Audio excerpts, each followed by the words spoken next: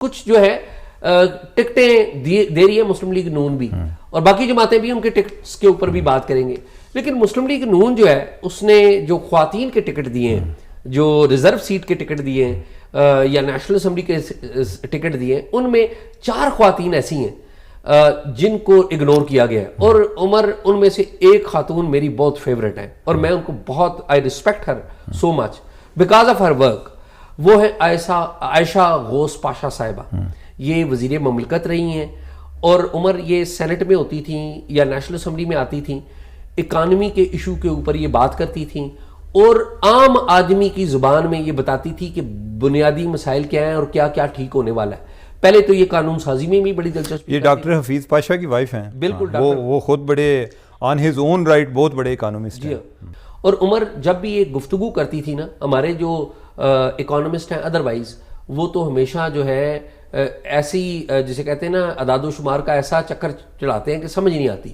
یہ خاتون نہ صرف یہ کہ لیجسلیشن میں انٹرسٹ لیتی تھی، بلکہ ان کی آپ منسٹری میں جائیں تو وہاں سے بھی پتہ چلتا تھا کہ یہ ان کی جو شفافیت ہے. تو ان کا ٹکٹ نہیں دیا گیا حیران کن طور پہ. مسلم لیگ نون نے نہیں دیا.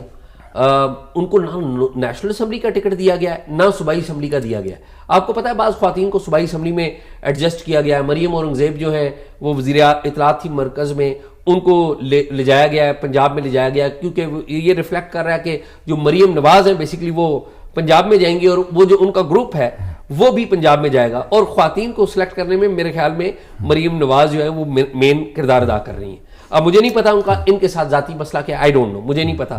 لیکن عائشہ غوث پاشا کسی سے بھی پوچھ لیں، جا کے کوئی بھی ریکارڈ چیک کر لیں، آپ کو کسی صورت میں بھی یہ خاتون پیچھے نہیں نظر آئیں گی. میں ان لوگوں سے بات کرنے کی کوشش کر رہا تھا اور میری بات نہیں ہو سکی. میں عائشہ صاحبہ کو بھی باقی لوگوں کو بھی میسج کیا، لیکن ظاہر ہے وہ بھی شاید ایک سٹیٹ آف شاک میں ہوں گے کہ اتنا عرصہ وہ پارٹی کو دیتے رہے اور انہوں نے ایٹ دی اینڈ ٹکٹ نہیں دیا، اور بڑے مشکل وقت میں انہوں نے ساتھ دیا ان سب نے. دوسری جو خاتون ہے وہ مائزہ امید ہے. یہ مائزہ امید کو بھی آپ دیکھتے رہے کہ اس کا لوگوں نے سوشل میڈیا پہ مذاق بنایا ہوتا تھا کہ یہ اتنا زیادہ ڈیفینڈ کر رہی ہوتی ہے. ایگزیکٹلی. مائزہ امید بیچاری جو ہے ہم دیکھتے تھے، بلکہ جب ووٹ آف نو کانفیڈنس تھا نا، ان کے بھائی کی شادی ہو رہی تھی اور یہ اپنے بھائی کی شادی چھوڑ کے ووٹ آف نو کانفیڈنس میں آئی تھی کہ پارٹی کے لیے ووٹ ڈالیں. نہ قومی اسمبلی میں ان کو اکوموڈیٹ کیا گیا، نہ ہی صوبائی اسمبلی میں اکوموڈیٹ کیا گیا. پھر ایک اور خاتون تھیں، ان کو بھی ہم دیکھتے تھے کہ وہ بڑا احتجاج کرتی ہوتی تھیں، اور جو ان کی پارٹی جو نون لیگ کی جو عدالتوں میں حاضریاں ہوتی تھیں وہاں پر نواز شریف کی پکچر اٹھائے ہوئے پہنچ جاتی تھیں. پھر ان کی سوشل میڈیا کے اوپر ہم دیکھ رہے تھے کہ پچھلے دنوں انہوں نے تاندلیاں والا میں بڑا وہ ریلیاں شلیاں نکالتی رہی خاتون.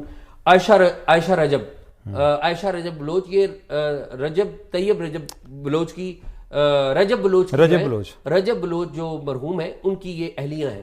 تو ان کی اہلیہ کو لاسٹ ٹائم دیا گیا تھا ریزرو سیٹ پہ ٹکٹ. ان کے دیور ہیں گوہر، وہ بھی ویسے ایکٹیو تھے، اپنی پارٹی کے لیے کام کیا، لیکن گوہر نے اپنے بھائی کا جو ٹکٹ ہے وہ لے لیا. تو جو ان کی اہلیہ تھیں عائشہ، وہ ریزرو سیٹ کے اوپر یہاں پر آ گئی. اب ان کو بھی نیشنل اسمبلی میں بھی نہیں دیا گیا، میرے خیال میں صوبائی اسمبلی شاید انہوں نے اپلائی نہیں کیا ہو گیا، یا ان کو وہاں پر بھی انہوں نے نہیں دیا. اور یہ ان کا بیٹا جو ہے وہ کانٹیسٹ کرنا چاہتا تھا کہ وہ بیٹا جو ہے ان کا وہ کانٹیسٹ کرے گا نیشنل اسمبلی کا سیٹ، اور اس کی بھی کوئی ایج شیج کا کوئی مسئلہ تھا. تو یہ خاتون کہہ رہی تھی کہ جی میں جو ہے وہ شریک ہوں گی. اور یہ جو ٹکٹ دینے کی جو سرمنی تھی جس میں آپ کو پتا سب انٹرویوز غالباً ادھر بھی یہ خاتون گئی تھی. اب سننے میں یہ آ رہا ہے کہ شاید یہ آزاد الیکشن لڑیں گی. ان کو بھی نہ قومی اسمبلی میں ٹکٹ دیا گیا ہے، نہ صوبائی اسمبلی میں اکوموڈیٹ کیا گیا ہے. تو یہ بھی وہ خاتون ہے. ایک اور بڑی خاتون جو کہ پارٹی کے لیے ٹائرلیسلی کام کرتی رہی، اور وہ یہ خاتون تھی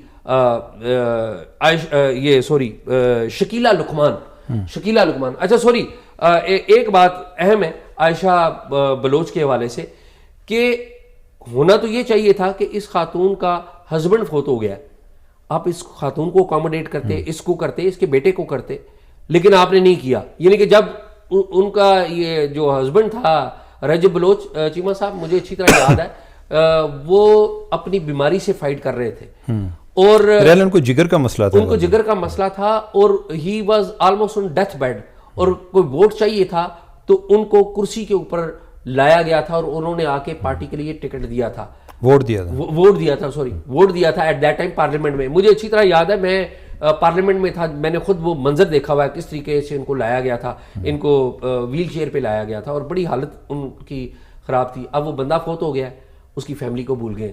اب یہ کہیں گے کہ ہم نے تو اس کو بھائی کو دے دیا. دیکھیں اس کی اپنی فیملی کو تو آپ اکاموڈیٹ کریں. کیا وجہ ہے, کسی کو کچھ پتا نہیں. یہ فیصلہ بھی کس نے کیا ہے, مریم صاحبہ نے کیا. آخری خاتون جو وہ شکیلہ لقمان ہے. چیمہ صاحب, میں نے اسلام آباد میں نواز شریف صاحب کی جب ہوتی رہی نا پاناما کیس کی ہیرنگ ہوتی رہی, تقریباً ساری ہیرنگز میں نے اٹینڈ کی, تقریباً ساری ہیرنگ.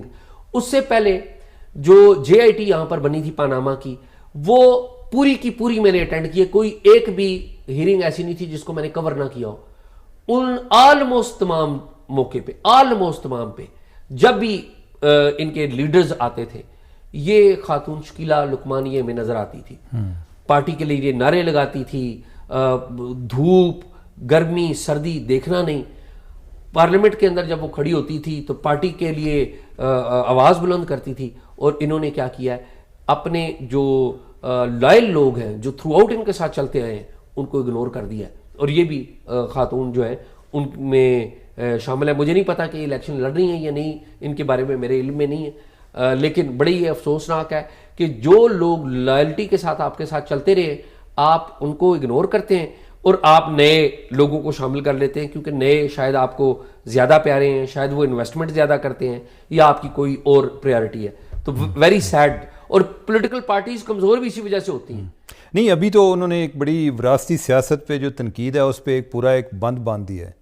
انہوں نے جو ایک اپنے قریبی لوگ تھے سب گھروں سے کوئی 2-3 لوگ لے لیے ہیں تاکہ جو ان کا دفاع کرنے والے ہیں وہ کہیں گے جی کہ کون سی وراثتی سیاست, ہمیں بھی یعنی کہ ہم نے ایک گھر میں 2-3 ووٹ آ گئے ہیں. تو اس میں میرے خیال کوئی پیچھے نہیں ہے یعنی کہ. اور اس طریقے سے جو اوور آل زیادہ جو ایک نقصان ہوتا ہے وہ ورکر کو ہوتا ہے, یا جو ورکر ہی ہے, بے سارا بھی ورکر ہی ہوتے ہیں جو اوور آل جن کی کوئی اسٹرانگ بیکنگ نہیں ہوتی وہ سفر کر رہے ہوتے ہیں. جو عائشہ غوث صاحب ہیں یعنی کہ مجھے وجہ کا نہیں پتہ, لیکن جو ایک مین وجہ بنی ہوگی وہ پھر ڈار صاحب ہی ہوں گے, کیونکہ کوئی کانفلکٹ جو ہے نا وہ ڈار صاحب سے ہی آ رہا تھا ان اے سینس. یعنی کہ میں بات کر رہا ہوں کہ چونکہ وہ اکانومی کو ڈیل کر رہی تھیں اور ڈار صاحب کے ہوتے ہوئے جو ہے نا ایک نیام میں 2 تلواریں سمانا مشکل ہے. وہ پہلے بھی جن لوگوں کی کوئی اکنامک سینس تھوڑی بہت ہے یا جو اس پہ کو آرگو کر سکتے ہیں وہ سارے ان کو سائڈ لائن کر رہے ہیں. تو میرے خیال ہے کہ عائشہ غوث جو ہیں وہ بھی اسی چکر میں ان کو بھی انہوں نے سائڈ لائن. شاید ڈار صاحب ہیں یا شاید شہباز شریف صاحب ہیں, کیونکہ جو انہوں نے شہباز شریف صاحب کے ساتھ سرو کیا ہوا ہے نا. نہیں, لیکن یہ ہے نا کہ ڈار صاحب بھی آ گئے, ڈار صاحب بھی تھے. اب آپ دیکھیں نا کہ پہلے جو مفتہ ہے وہ فارغ ہوا, جو